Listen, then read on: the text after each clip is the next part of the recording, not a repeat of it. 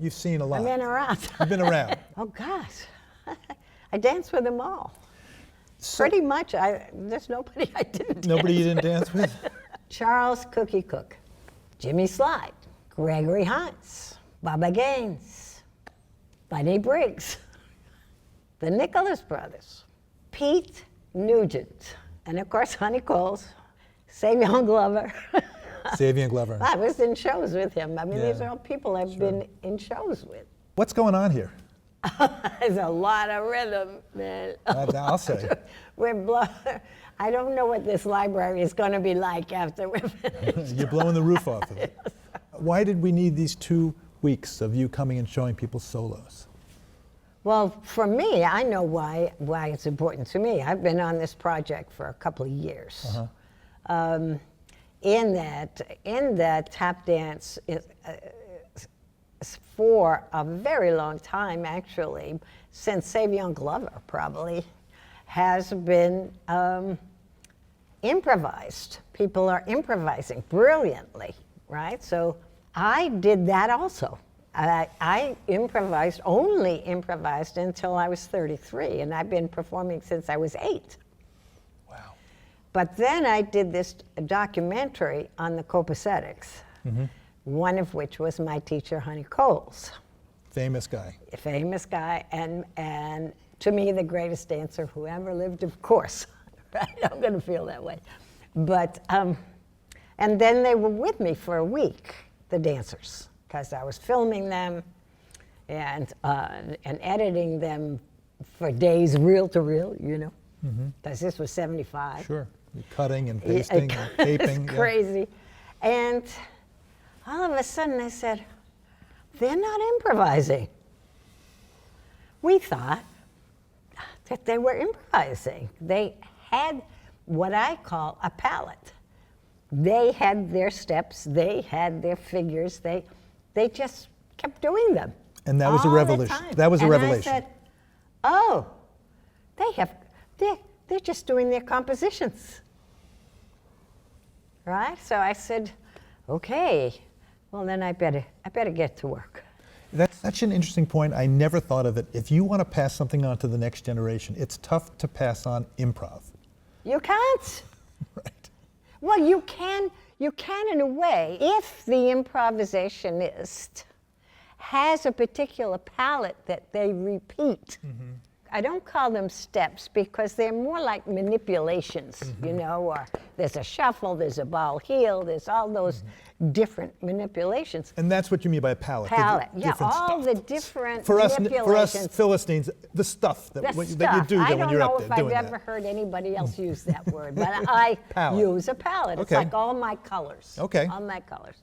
So if you're watching, say, one of the ways that, like if you take Jimmy Slide, for instance, who really did, those of us who came up through bebop, there was the swing dancers, right? The vaudevillians, the ones that were working in the great music halls.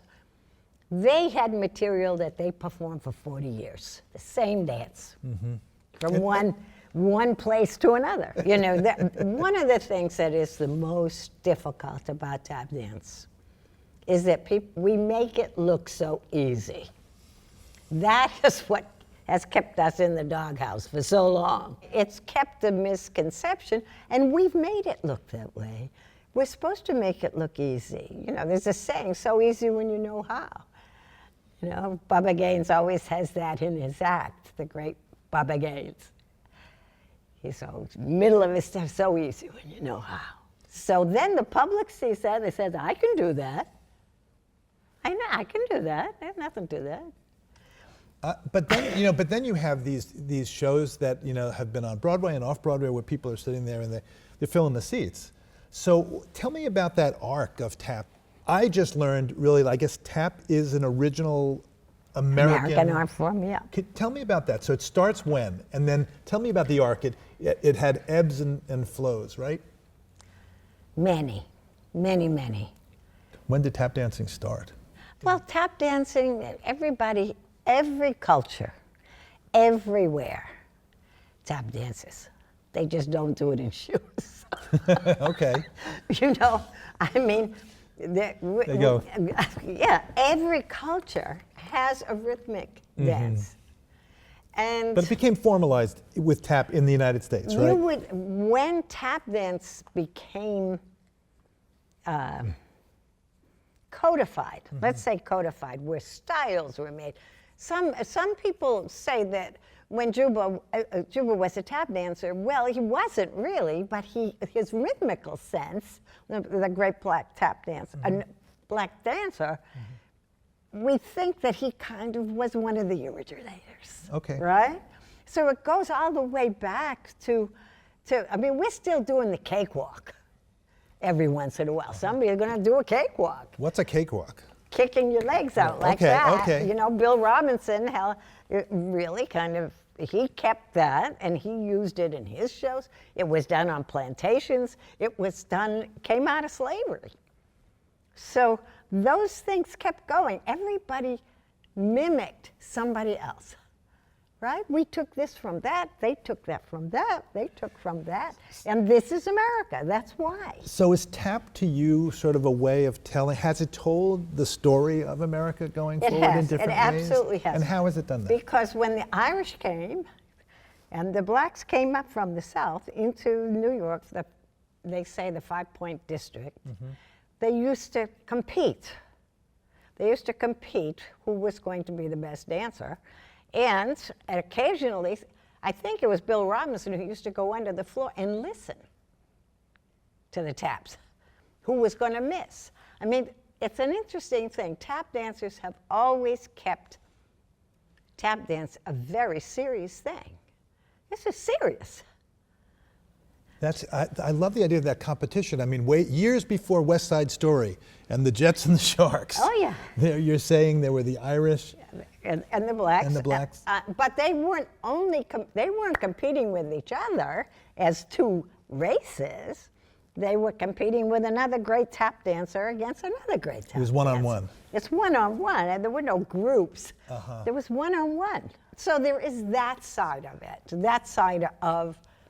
And so then you had places like the Hoofers Club or special clubs that were up in Harlem where the dancers would also steal from each other. Like Gregory Hines always says, what do? We steal, right? But one of the big things that happened, you have somebody like George M. Cohan, right, who brings to Broadway. You had it and it becomes part of the Broadway show. It also was in vaudeville. And one of the things that made those dancers so great, the dancers that I named, they took their solos really seriously and performed them from one house to another house to another house, sometimes for 20 years. Same solo. Were you able to catch the end of vaudeville? Yes, I was able to catch the end of everything. Because my parents, I performed with my mother and my aunt. Right. So we actually did things from vaudeville or things from the Victorian era. I started performing at 8 with them. And the monologues, I do with George M. Cohan monologue. That is out of this world, from Little Johnny Jones. You said your greatest influence was Honey Cole. That's right. But at one point, he said something to you about men versus women in terms of how good they might be was it in all dance or just tap? That was an argument that lasted until he died. What did he say?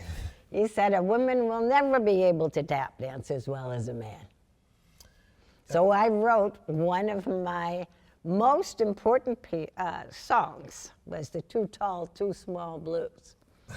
And it was about that. And what was about being a woman in tap dance. What did you say to him when he said a woman could never I tap said, as I'm going to tell everybody that we see that you said that. And did you? I did. And we saw a lot of people. Now, about what year are we talking about? Oh, that was... When he said that and when you were telling people. That was like in the early 80s. In the early 80s. So when you then said, can you believe what Honey Cole said, what was the reaction? I imagine it's mixed. Oh, did you see how women are tap dancing today? No, one guy said, most of the women, most of the people, because Honey was considered, so reverent. Everybody was reverent. They didn't say anything. So the great Eddie Brown, great tap dancer. We were having dinner. And I said, Eddie, what do you think of this? Honey Cole said that a woman would never dance as well as a man. What do you think of that? He said, well, of course they can't, sugar. So, well, why not? So, well, they don't have the expression. And what was your expression when he said that? I don't want to go into it any more than that. So I carried on for the next meal, through the next meal, with a whole bunch of dancers at a table. And Honey was so mad by that time. He said, everything you do is me. Oh. And I cried. He got me. That was the end. Oh, that could make me cry. That is. Well, you wanted to know what it was. I told you. So, does that still live in you, that sentence? No, because he did not feel that way ultimately. That was in just fact, his way I went into flat shoes from high heels in 72. And eventually, if he saw a woman dance in high heels, he'd say, they're not serious. And originally, he was furious at me for going out of high heels. So he changed completely. You think right now women are taken seriously enough? Oh, well, I think so. I mean, I do. I mean, I can't see any difference anymore. I have a lot of funny ideas about that, though. Yes. Yeah, I have a funny idea about that. About perhaps there was a little something to it. First of all, we were forced into high heels. We were forced into short, showing our legs. What did Busby Berkeley do? That's what he took the camera, he shot women's everything, what they shouldn't be shooting. Right. So it wasn't, if you look at Ann Miller, you look at Vera Ellen, you look at those dancers, come on, of course they could dance as well as men. And somebody once said that Ginger Rogers did everything that Fred Astaire did, except backwards and in high heels. So it was more about what they were wearing. So I went into, I couldn't get a good review for a while. I went into a three-piece suit, white suit, tuxedo. My reviews changed overnight. Overnight, I never looked back. The same dance that I did on Friday in my white suit on Sunday, I was the best dancer that ever hit New York. What's the lesson from that? Perception? I don't know. I mean, I see you're in black. Michelle Dorrance is in black. But now it's interesting. The women don't have to do that anymore. I won. But I won for them. They don't have to do that anymore. They can look great. Literally, you won. I won for all of us. It was me. So how does that feel? Great. What makes me so happy. How does it feel to be up there with Michelle Dorrance? Oh, come on. This whole thing, I was saying downstairs, I consider them my colleagues. They're so good. They're so brilliant. And that they are willing to do this. I mean, and that the library is doing it. Kind of finishing with our Jerome Robbins Library is made this residency. I want solos to live into the future. And Honey said they must. But when I look at them do it, it's one of those things. I've had 3 or 4 things in my life when I said, this is as good as it gets. And this is one of them. It's never going to be any better. Do you learn something from teaching? All the time. All the time. What do you learn? I find a new way to communicate. I find, like for instance, Claudia, who did the waltz, she also does another piece of mine called Flame. And I did it at a time when I was angry about this business, about women and our perception of them. And it was Don't Turn Me Out. The song is about Don't Turn Me Out, right? So Claudia's looking at me doing that dance from a period, and she was having a little bit of a hard time. And what I learned, overnight I thought about it. I said, no, her flame today, it's her flame.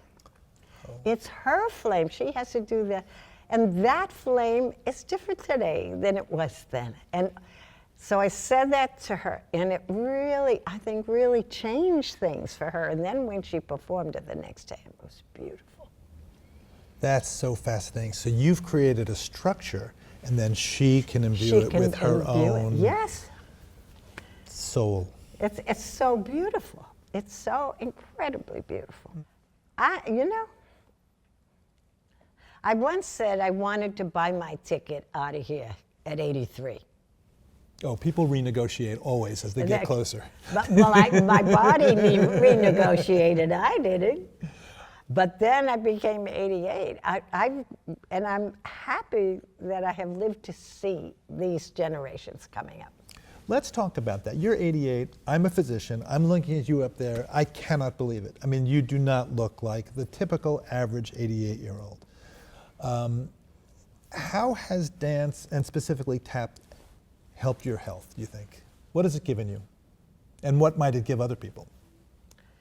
Well, I think number one, you could say that tap dance is like champagne. It's got bubbles. It lifts you up. It lifts you up. I watch young people come out of a class and they're like this. Uh-huh. So that's number one. Because, you know, in a five-element acupuncture, there's a thing called Shen, which is your spirit. So if there's any, tap dance feeds your spirit. It's food.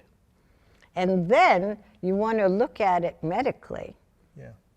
You're dealing with synapse, you know, from the head to the feet, how things can click.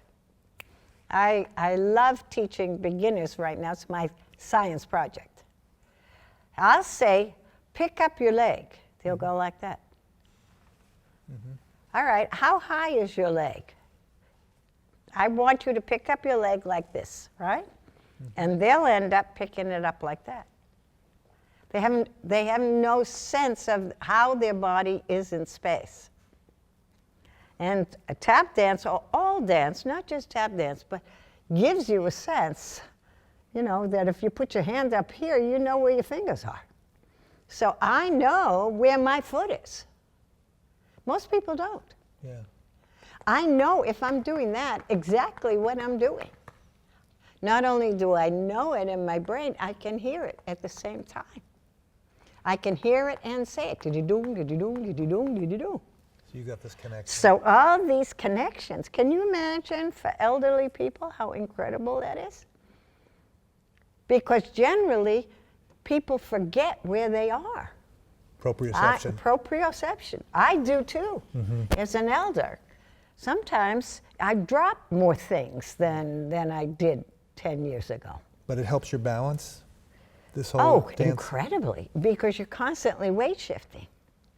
You have to weight shift. You think you're less likely to fall? Have you had a big fall, you know, an unintentional? Only stupidly. Okay. From carrying too many bags. But not just... but not, no. So and tap dancing once, I broke my arm. Just you tripped? No, the floor was too slippery and I fell down twice in the same act. You see, if you had learned, you would have only fallen down once. that was what it taught you. No, but that's tap dance. You keep holding on and you keep going. You go no matter what, right? Does it also? I wonder if it also gives you an appreciation. Just as you're describing it, I'm thinking about my father-in-law, who used to do this to talk about appreciation of your body. Actually, do it with me. Put your hand out like that. Wrist go up. Wrist go down.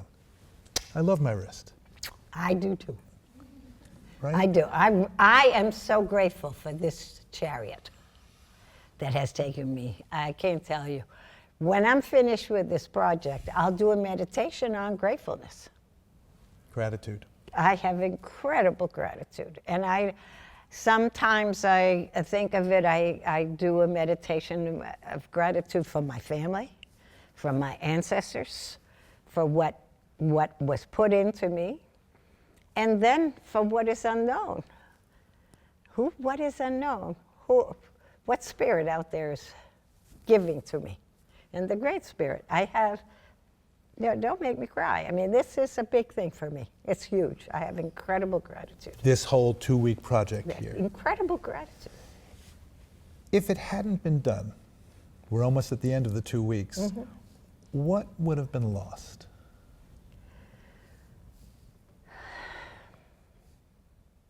Well, number one, they captured all these solos with cameras, all right? This will go into the archives.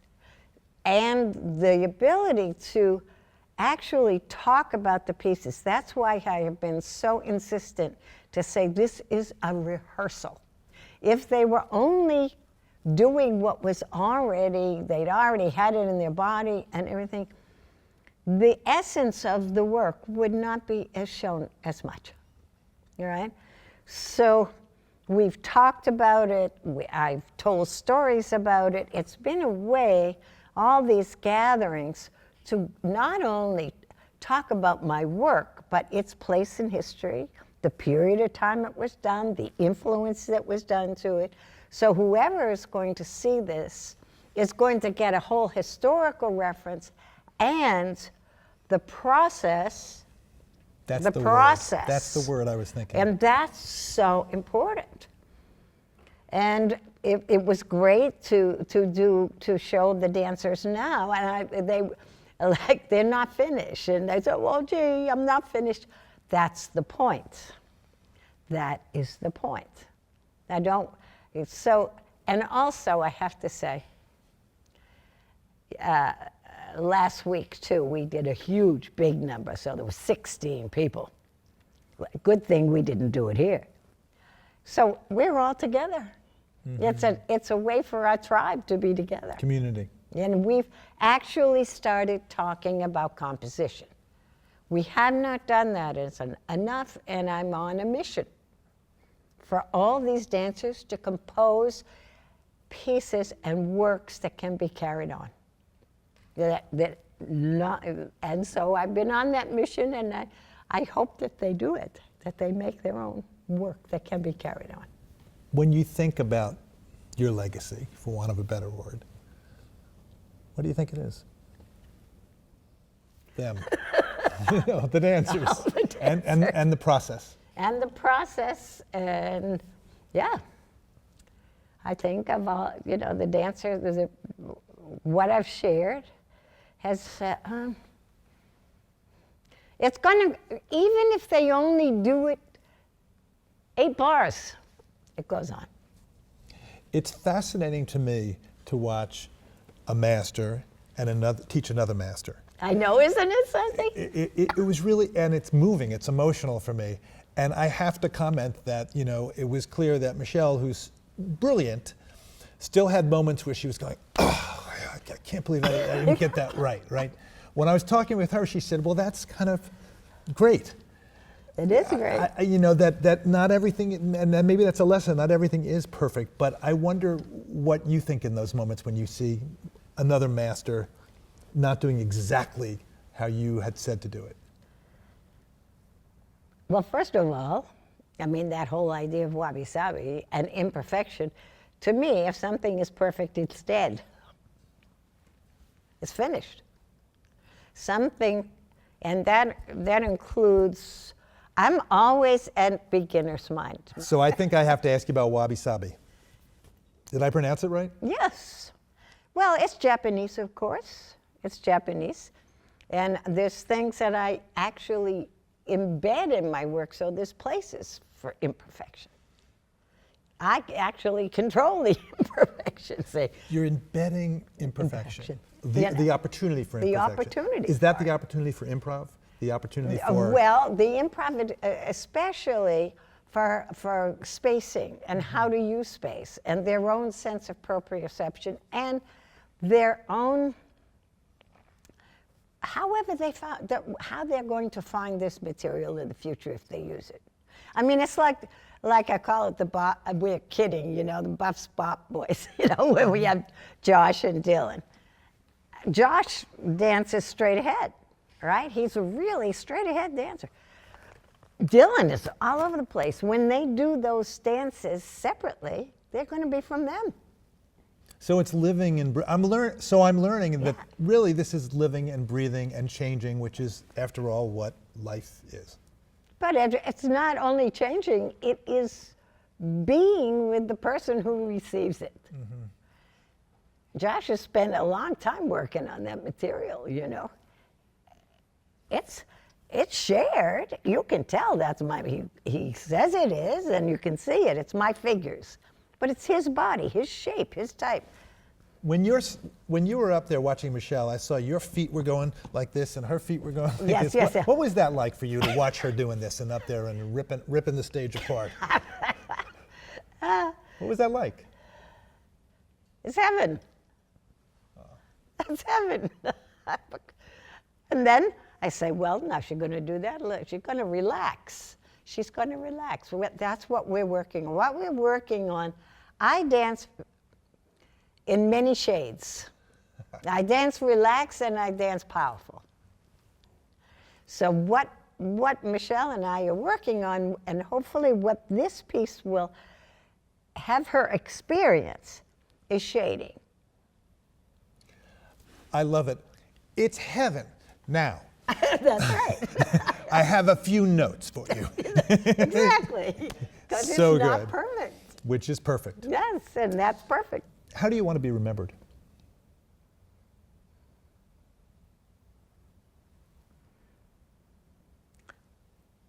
I have to say, I feel like Honey Coles now because he would say the same thing. Funny. I don't know why it's the first thing that came to me. Funny's not a bad way to be remembered. But I guess full of life and I don't know. I mean, I obviously want my work to be remembered, but that's not the point. Almost. I mean, that it's going to live. It's going to keep whatever I do keeps morphing and changing, but has been a seed for everything else. I feel like I've been given so much, you know, in terms of being an artist. I have loved that I have lived an entire life as an artist. And I've loved that I did not have to be famous and still was able to live a life of an artist. You know how hard that is? That's like getting the gold ring. To not have to be famous, but live your life. You're living in a house. I got five grandchildren, one grandchild, had a house, had a horse, had a farm. Come on. What else? What else is there? I got the gold ring. Not bad having Not the gold bad. ring. Yeah. Not bad. Not bad.